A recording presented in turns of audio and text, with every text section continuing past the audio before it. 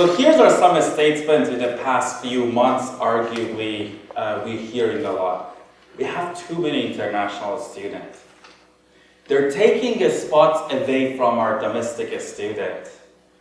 They're here to use our education system for immigration purposes only. I want to give you folks some other perspective that you may not hear in media, your classmates, politicians, that how actually international students are not burden to our society, campuses, countries. They're actually solution, they're innovator, they're future entrepreneur to our countries and the world. So here let's start with the first perception. We have too many international students. So we're living in Ontario, so let me give you folks some example. Ontario colleges are 24 Ontario colleges, public Ontario colleges. This year, compared to last year, they grew their domestic students by less than 1%. That makes it less than 1,000 students, all 24 Ontario colleges. And you all know Ontario is the biggest province in Canada. So if they have it on a challenge growing their domestic student, what would the rest of the Canada facing? So when you look at Ontario colleges, we all know that we have a significant labor shortage, whether that's in trade, STEM, healthcare programs, and we really need more students, whether domestically or international, to go to study those. But that's not the case. If the public institution only growing by 1% and their tuition fee for domestic students is frozen, they need a new source of income. Otherwise, they really can't do much.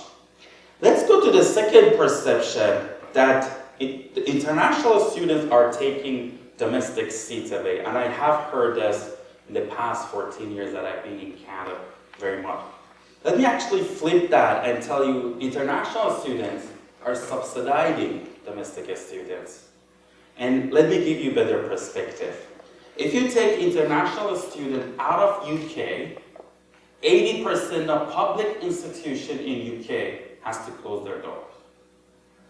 If you look at Ontario University's perception, it's a very quick per se math. So Ontario has frozen domestic tuition fee for a very long time, which personally I think is a great thing. More affordable for our domestic students to study in our universities or colleges. That results that any president or faculty member have to look for a new source of revenue if they want to just keep up with inflation, or they have to effectively fire 10% of their staff. Why? Because you need to pay people more. The cost of living goes up. That plays huge impact. But if your domestic student is growing by 1 or 2%, government funding is coming down, what is the other way for them to fund? So if you really think about it, if there is an international student in your classroom, most likely they're subsidizing your tuition fee for you to study there at a cheaper price. If not, look at cross of the border. Why some of the institutions in the US have a skyrocketing tuition fee? Like sometimes you hear this great university can only cost you 80 grand to study your 1 year undergrad. The reason is they're really on their own and they have to figure it out. And if they can't get a new revenue, spike the tuition fee. And the third thing that I want to spend some time is international students are here to use our education system for immigration only. Let's assume that no international students going back home for a second, which is not the case. Is it a bad thing? RBC last year came with an article that says a Canadian-born citizen and compare them to a Canadian permanent resident that came to Canada and took education in Canada. AKA, imagine international students, right? And they're as effective as Canadian-born citizen in the labor market. So let me repeat that again. If I'm an international student and I become permanent residency of Canada, I'm as almost effective in the labor market than a Canadian-born that being here.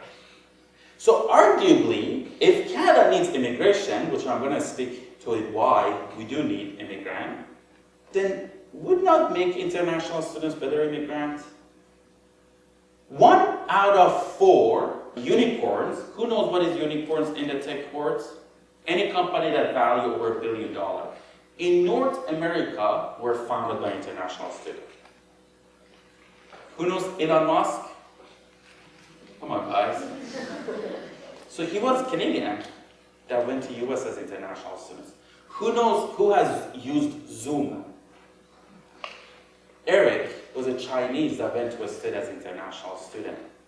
Who knows Satya, the CEO of Microsoft? He was an international student. So when you really look into the fact that you see that international students are not just a burden, the fact that they're the entrepreneur, they're creating up the job, they're not adding to our economies, they're growing our economies. Speaking of economies, I want to elevate our topic, let us go and talk about the macro. Most of developed countries, aka Canada, US, Japan, UK, most of European countries, having a significant challenge that we don't talk about, population. And that's in 2 categories. 1, our population is declining, so fertility rate is coming down. We have less babies today than we had for many good reasons. 2, our population is getting old. 1 out of 4 Canadians lives the age of above 60. 1 out of 4 Canadians lives above the age of 60. So effectively, 25% of your population are not as effective to grow your economy. They're still a significant player in our economy, but they're not as young, talented, skills that can take it to the next level. And in fact, 45% of Canadian population by the end of 2050 will be out of the workforce. So think about it for a second. So if Canada decides we do not want to add any more new people. Last year, 360,000 people were born in Canada, 330,000 people were adopted in Canada. Makes it 30,000. We lose about 70 to 100,000 Canadians every year that leave Canada, which we don't talk about it. That's a brain that we lose mostly to US, or some people go back home.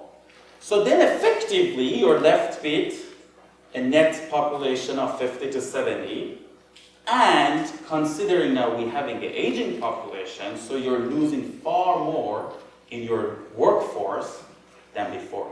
And many countries have tried to do anything possible, and they didn't tap to immigration. Japan as an example. And they're really at the peak of the problem, and they don't know how to solve it. South Korea is another example. They couldn't figure it out. Some countries like Canada or Australia have actually figured it out. How do we bring young, talented people to our country that can add to the economy?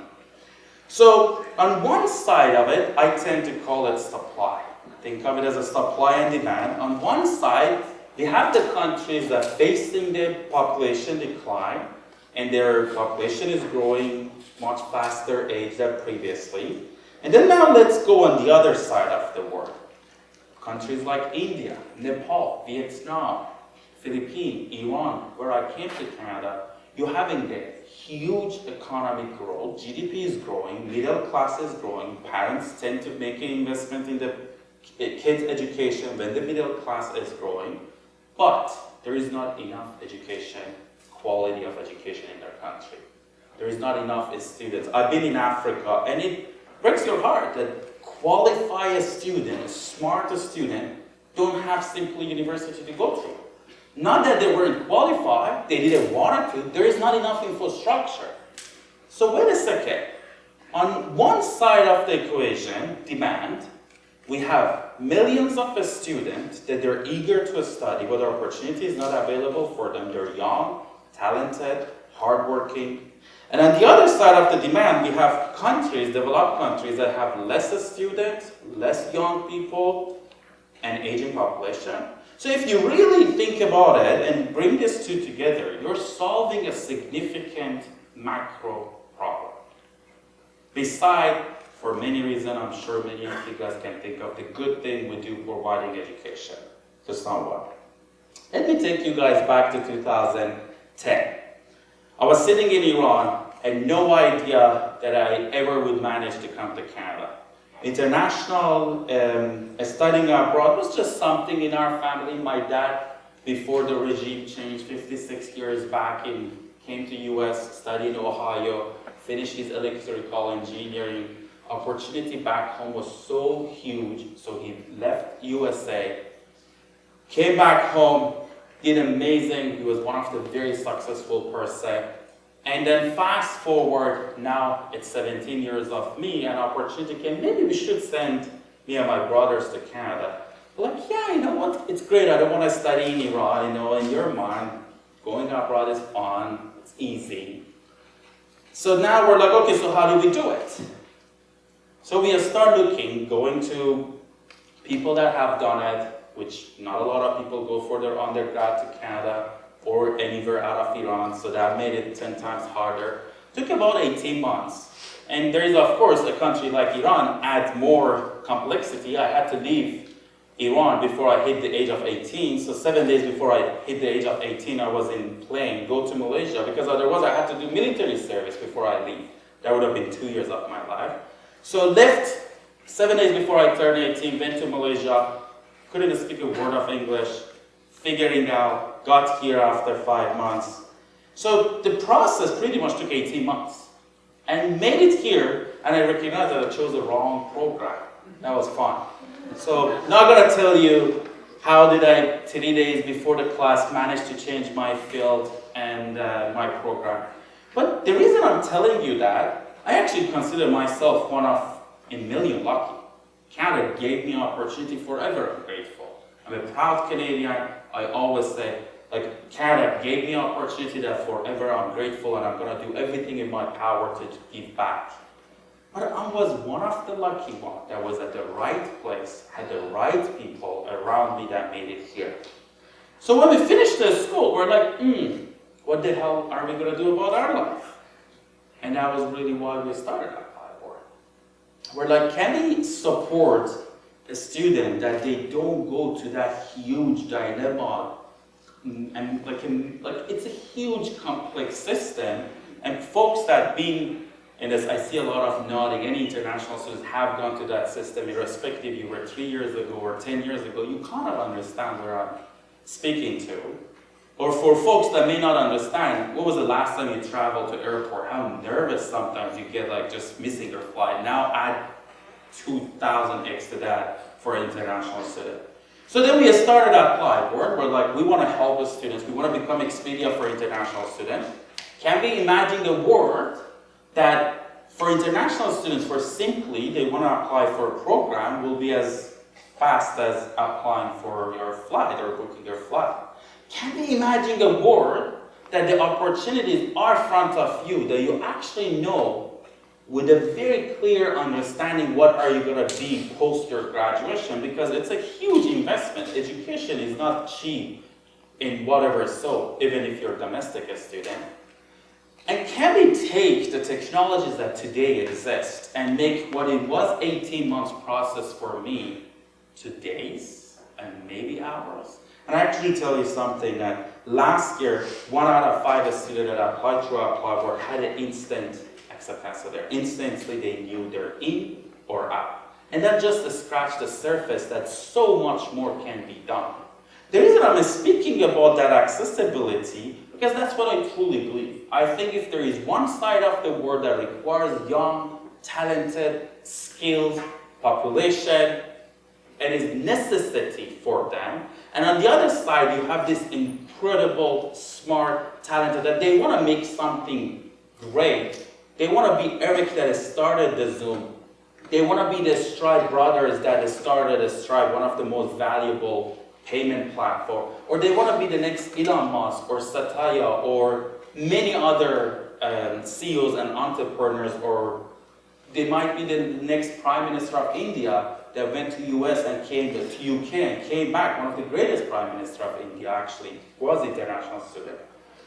So that's what we really started. That our mission was, how do we unlock every mind, potential of every mind?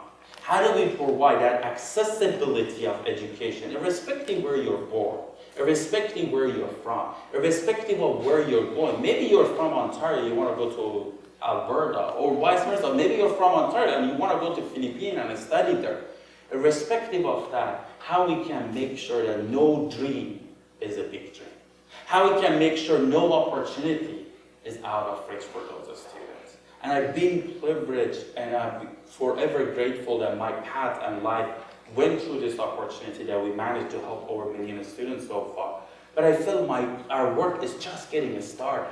There is still over 200 million students that are estimated they're not going to have access to quality of education. 200 million. And then you have Europe, that third year they're losing population.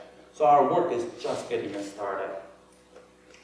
So today we talked about some of the perception that we hear about international students, and we tend to hear the negative side of it, not necessarily a positive side of it. So I hope that I leave you guys with a second perspective around how actually international students are not a burden to our country, societies, campuses. They're actually a solution to our campuses, to our communities, to our cities, to our countries. And I hope that we don't just welcome international students. We embrace them, we empower them, and we value for the work that they do for our country. Thank you, guys.